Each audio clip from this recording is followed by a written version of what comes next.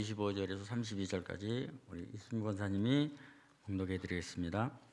다윗이 그를 가리켜 이르되 내가 항상 내 앞에 계신 줄을 배웠으며 나로 요동하지 않게 하기 위하여 그가 내 우편에 계시도다. 그러므로 내 마음이 기뻐하였고 내 혀도 즐거워하였으며 육체도 희망에 거하리니 이는 내 영혼을 음부에 버리지 아니하시며 주의 거룩한 자로 썩음을 당하지 않게 하실 것이미로다. 주께서 생명의 길을 내게 보이셨으니 주 앞에서 내게 기쁨이 충만하게 하시리로다 하였으므로 형제들아 내가 조상 다윗에 대하여 담대히 말할 수 있노니 다윗이 죽어 장사되어 그 묘가 오늘까지 우리 중에 있도다.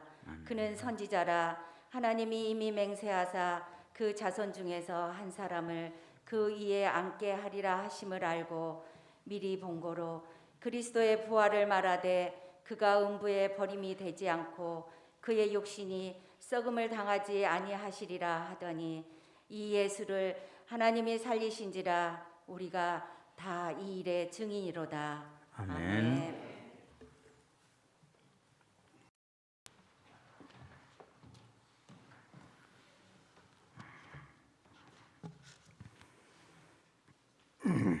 우리 학교 다닐 때 우리 한국사 공부하다 보면 신화라는 것을 이렇게 듣지 않아요? 우리나라 건국에 관계된 신화가 있죠. 근데 몇 년 전에는 이 신화를 실제 역사로 바꾸려는 시도도 있었는데 호응이 별로 없었던 것으로 알려졌지요. 그러니까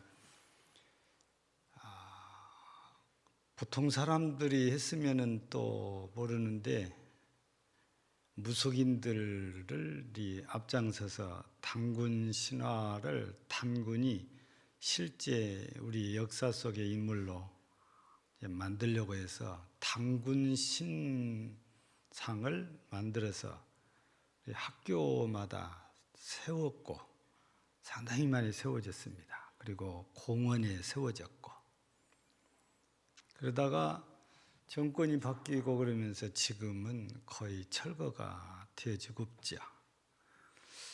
우리나라도 이런 건국에 관한 신화가 있듯이 로마 또 그리스 신화가 아주 유명하고 많죠. 우리나라는 단군 신화만 있는 게 아니고 공통적인 점을 갖고 있는 세 분 이름이 있죠. 김수로, 박혁거세, 주몽. 뭐가 공통적인 겁니까? 이 세 분은. 공통점을 갖고 있죠. 세 분은 다 한 나라를 세운 건국자이자 왕이고 더 공통적인 것은 다 아래서 나온 사람들입니다. 박역거세도 아래서 나왔고 주몽도 아래서 나왔고 김수로도 아래서 나왔고 그 중에 특별히 김수로는 황금말에서 나왔다고 해서 성씨가 김씨가 붙여졌다고 전해지고 있죠. 이런 얘기들은 실제 역사가 아니고 신화 내지는 설화라고 얘기를 하거든요. 근데 한간에 우리 교회 밖의 사람들은 오늘 우리가 이렇게 부활절 예배를 드리고 있는데 예수님의 부활을 신화로 주장을 하거든요. 세상에 어떻게 사람이 죽었다가 살아나서 영원히 살 수 있냐? 그거는 있을 수 없는 일이다. 그래서 우리 인간의 이성으로 도저히 받아들일 수가 없기 때문에 이거는 신화다 아니면 설화다 이런 주장을 하거든요.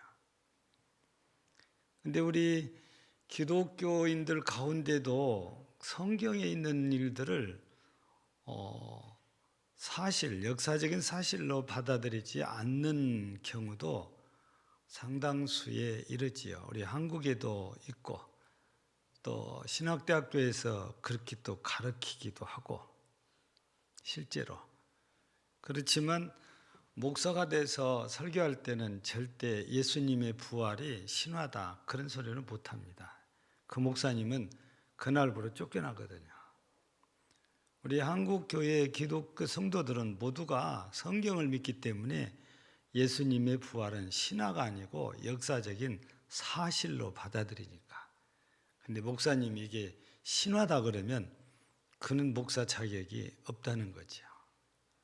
그렇지만 우리나라의 한국 신학대학교라고 말하지요.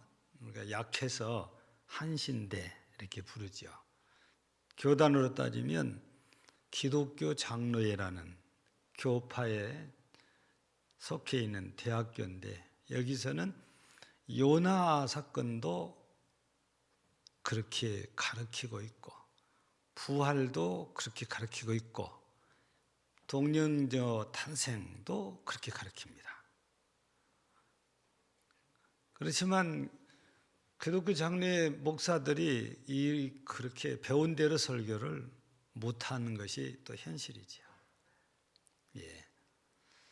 그런데 우리가 이 시간에 예수님의 부활이 신화가 아니고 역사적인 사실이라는 것을 우리가 오늘은 좀 더 확실하게 말씀을 통해서 살펴보려고 그러거든요. 그래서 여러분들이 신화에 대한 말의 뜻, 그 의미를 잘 이해를 하시면 예수님 부활이 이룰 수는 없다는 걸 더 이해하기가 쉽어요. 이 신화라는 말은 어떤 말과 같이 쓰여지냐면 미신이란 말과 같이 쓰여집니다. 그러니까 영어로 MYTH라는 단어인데 이게 우리 발음으로 하면은 미스라고 발언을 해요. 근데 이 우리말로 번역해 놓은 것을 보면 신화, 미신 그렇게 번역을 합니다. 그러면 예수님의 부활이 신화라면 미신과도 같은 것이 되어버린 거죠. 근데 이 신화라는 말을 또 풀어서 써놓은 글을 보면은 사람이 지어낸 허구 이야기 그렇게 해놨단 말이에요. 그러니까 있을 수 없는 얘기를 사람들이 지어낸 것이 신화다 그런 얘기입니다. 로마 신화나 그리스 신화를 보면 참 희한하잖아요. 사람이 몸은 위에는 사람인데 아래는 짐승이잖아요. 이게 신화 속에 나온단 말이에요. 그리고 어떤 경우는 머리는 짐승이고 몸은 사람이에요. 신화 속에 나오는 그 얘기들이잖아요. 근데 그렇게 될 수는 없단 말이죠. 그러니까 사람들이 이건 재미있게 꾸며낸 얘기에 불과한 거죠. 근데 예수님의 부활을 여기에다가 똑같이 이게 신화다. 이거는 어떤 경우에도 받아들일 수 없는 일이죠. 예수님의 부활은 역사적인 사실이란 말이죠. 만약에 예수님께서 부활을 하시지 않고 그 사람들이 주장한 대로 신화라면 우리의 믿음이 다 헛된 것입니다. 그리고 우리는 진짜 불쌍한 사람이에요. 오늘 그 얘기가 이 교동문에 소개가 되어져 있죠. 그리스도께서 만일 다시 살아나지 못하셨으면 우리가 전파하는 것도 헛것이요 너희의 믿음도 헛것이며, 만일 그리스도 안에서 우리가 바라는 것이 다만 이 세상의 삶뿐이면 모든 사람 가운데 우리가 더욱 불쌍한 자이리라. 이게 고린도전서 15장 17절 18절 말씀이거든요. 예수님의 부활이 없다면 우리는 모두 바보 같은 사람들이에요. 그런데 그 뒤에 성경을 보면 그렇지 않다. 예수님은 확실하게 부활했다. 그 논리를 펴가고 있는 게 고린도전서 15장에 소개가 이렇게 되어 있거든요. 그래서 오늘은 앞서 말씀드린 대로 부활이 신화가 아니고 사실이라는 것을 우리가 말씀에 입각해서 몇 가지로 살펴보려고 합니다. 첫째는 우리가 고린도전서 15장이지요. 3절, 4절을 통해서 보면 예수님의 죽음과 부활이 나와요. 3절은 죽음 나오고 4절은 부활이 나오는데, 근데 그게 성경대로 그렇게 나옵니다. 성경대로라는 것은 우리가 또 다른 말로 표현하면 말씀대로. 근데 이 말씀이 사람의 말이라면 이건 신화가 될 수 있어요. 근데 하나님의 말씀이잖아요.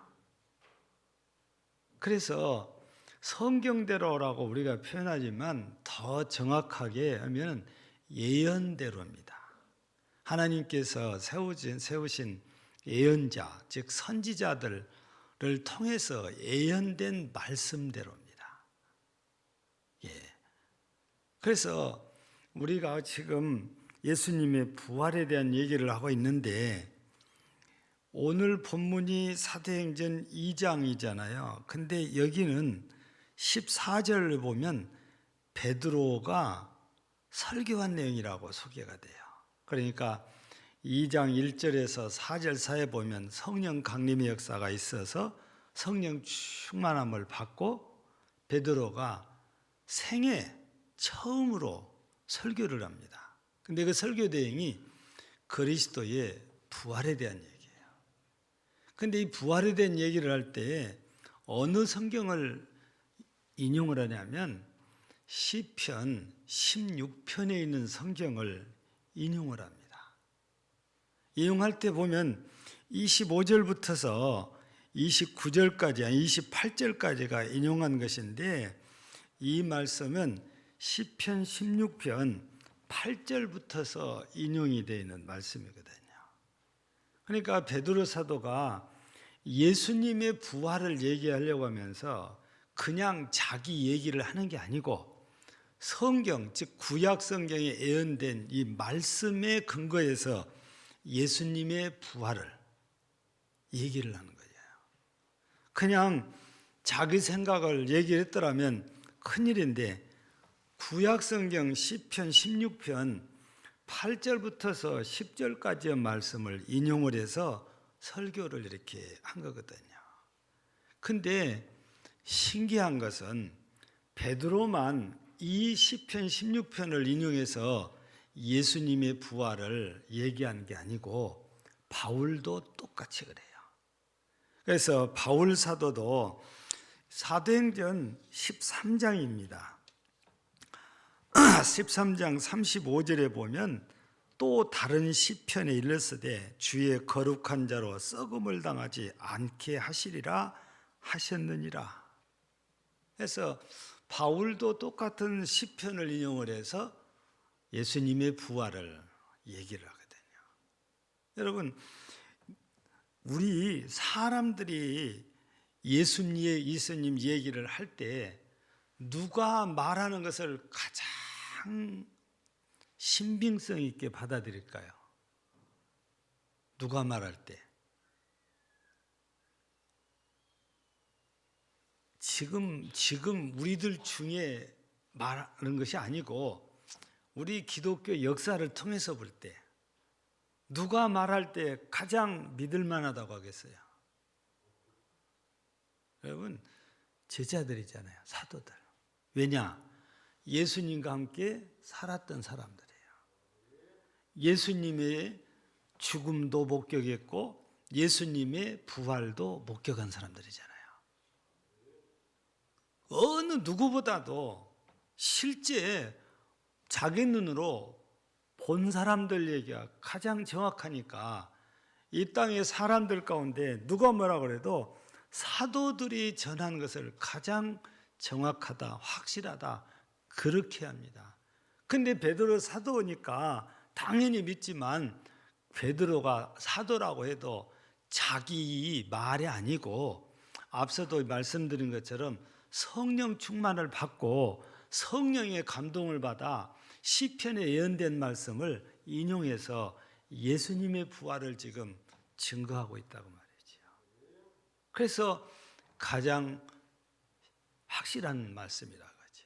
거기다가 바울도 뒤늦게지요. 그래서 우리가 이 고린도전서 15장을 통해서 보면은 오늘 본문에도 인용이 되지만 그 교동문에도 인용이 되지만 맨 나중에 만삭되지 못하여 난 자 같은 내게도 보이셨느니라. 그러니까 부활하신 주님께서 많은 사람들에게 보여줬는데 자기한테도 보여줬다는 거예요. 자기도 부활하신 예수님을 만났다 그 얘기잖아요.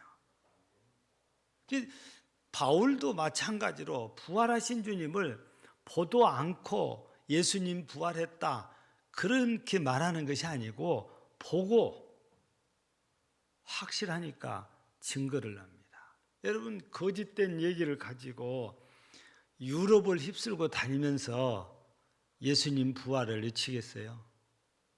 그럴 수는 없는 거잖아요. 그러니까 우리 예수님의 부활은 성경에서는 성경대로라고 이렇게 하지만 또 다른 말로는 예언된 대로입니다. 하나님께서 일찍이 선지자들 통해서 주신 말씀이죠. 이 예언된 대로 이 땅에 오셨고 십자가에 죽으셨고 그리고 부활하셨다고 말이죠. 그런데 예수님의 부활하심을 사도들을 통해서만 증언을 한 게 아니고 예수님께서도 친히 증거를 하십니다.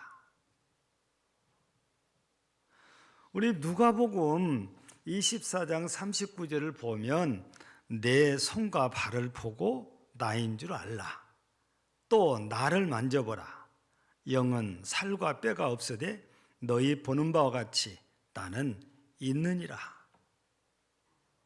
이렇게 말씀하시면서 요한복음 20장 27절에서 믿음 없는 자가 되지 말고 믿는 자가 되라. 왜 이 말씀을 주셨겠어요? 도마가 잘 안 믿잖아요. 나는 내 눈으로 보고 만져보기 전에는 절대로 못 믿어. 그러니까 부활하셔서 그날 저녁에 제자들이 모인 자리에 예수님이 나타나시거든요. 그러면서 너희에게 평강이 있을지어다. 이런 인사말을 전해주시거든요. 이렇게 너희가 직접 나를 눈으로 보고 손으로 한번 확인해봐라 하면서 그 뒤에 그러니까 이 누가복음 24장 39절에서 이렇게 말했는데 44절에 가서 보면 예수님이 이렇게 또 말씀하세요. 곧 모세의 율법과 선지자의 글과 시편에 나를 가리켜 기록된 모든 것이 이루어져야 하리라 한 말이 이것이다. 즉 부활이라고 말입니다. 그러니까 예수님께서 부활하신 이 사실을 사도들이 이렇게 증명을 하고 증거를 한단 말이에요. 그거는 성경적이고 역사적이고 말씀대로 된 것이라고. 그런데 예수님께서도 또 한 번 성경에 예언된 것을 들추면서 이것이 모두가 이것 즉 나의 부활을 두고 하는 말이다 하면서 예수님께서도 증거를 이렇게 하시면서 믿음 없는 자가 되지 말고 믿는 자가 되라 이렇게 말씀하신 거거든요. 그러면 이렇게 예수님은 분명히 죽었다가 다시 살아나셨다는 것을 사도들이 증언하고 예수님이 증언하는데 모두가 예언된 말씀을 인용해서 그걸 증거를 한단 말이에요. 근데 이렇게 증언만 말로만 이렇게 하는 것이 아니고 당시에 우리가 이 고린도전서를 통해서 보면 예수님의 부활을 목격한 사람들이 쭉 소개되잖아요. 그래서 고린도전서 15장 5절을 보면 게바에게 보이시고 부터 시작을 합니다. 그 후에 12 제자에게, 그 후에 500여의 형제에게 일시에 보이셨나니. 이 말은 무슨 말이냐면 부활하신 주님을 목격한 사람들이 이렇게 많다고 말이에요. 예수님은 이때만 보이신 것이 아니잖아요. 요한복음 21장 보면 디베라 바닷가에서 고기 잡고 있는 제자들을 찾아가셔서 그들에게 아침까지 준비해서 먹여주실 정도입니다. 부활하신 주님이 우리에게 찾아가서 해주시잖아요. 엠마오로 내려가는 두 제자에게도 나타나셔서 말씀을 하십니다. 그러니까 예수님의 부활을 목격한 사람들이 한두 명이 아니고 최고 500명이 일시에 보이셨다고 하는 것이죠. 그거는 실제 예수님의 부활하신 그 모습을 500명 이상이 목격을 했다 이 말씀이거든요. 이거는 누가 지어낸 것이 아니고 그런 신화도 아니고 역사적인 사실이라는 것을 성경을 통해서 증거하더니 이제 수백 명의 사람들이 부활하신 예수님을 만나보고 만져보고 또 어떤 이들은 같이 음식도 먹어요. 이런데도 예수님의 부활이 신화다. 이거는 억지인 거죠. 이런 목격자들이 있는가 하면 목격자는 본 사람이라고 했잖아요. 그래서 가끔 가다가 도로변에 교통사고 목격자를 찾는 현수막도 붙여놓잖아요. 뭐 때문에 목격자를 찾습니까? 좀 증언 좀 해달라고. 당신이 봤으니까, 사고 현장을 봤으니까 증언 좀 해달라고. 그래서 목격자가 있으면 증언자가 있는데 목격자와 증언자의 차이는 목격자는 그냥 보는 것으로 끝난 사람이에요. 근데 증언자는 보고 말하는 사람입니다. 그래서 사도들은 보고 실제 부활의 주님을 증언한 증인들이죠. 우리 주님께서는 우리들에게 내리신 명령이자 요구사항 중에 하나가 사도행전 1장 8절이잖아요. 오직 성령이 너에게 임하시면 너희가 권능을 받고 예루살렘과 온 유대와 사마리아와 땅끝까지 이르러 내 증인이 되리라 하시니라.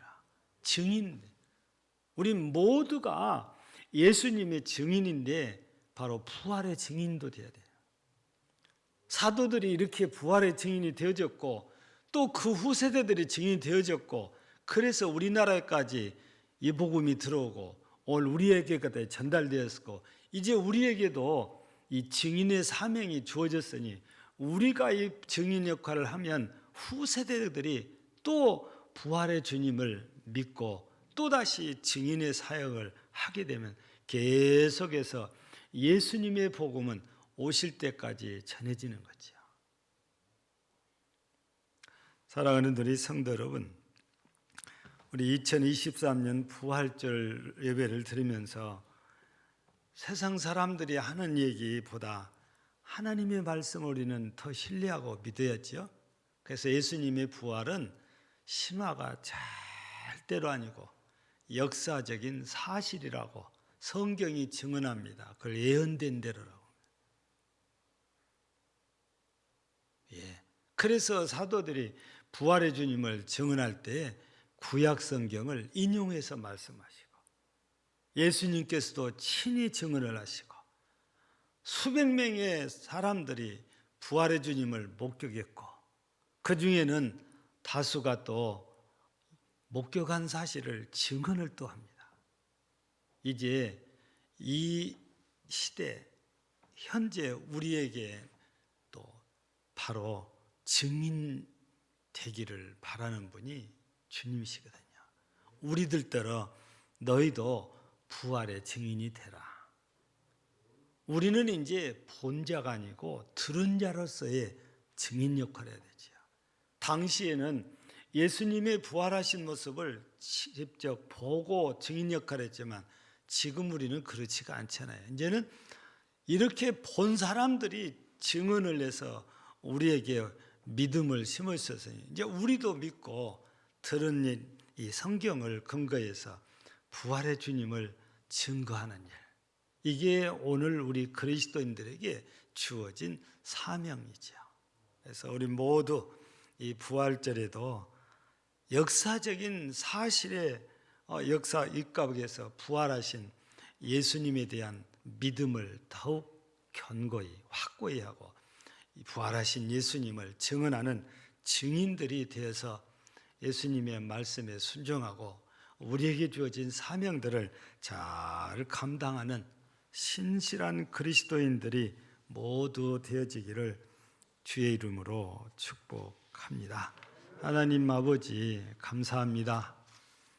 2023년 부활주의를 맞아 예수님의 부활이 허탄한 이야기인 신화가 아니고 역사적인 사실이라는 것을 말씀 속에서 우리가 찾아보고 예수님의 말씀 속에서 확신을 얻고 목격자들과 그 목격자들 가운데서 증언하는 그 증인들의 증거를 통해서 오늘 우리가 믿고 있습니다. 이제 우리는 이 부활의 증인으로서 많은 사람들에게 이 부활의 복음을 증언하는 증인의 사명들을 잘 감당하여 이 복음이 주 오실 때까지 계속 전해질 수 있도록 귀하게 사용하시고 또 쓰임받는 우리 교회와 성도들이 되게 하옵소서.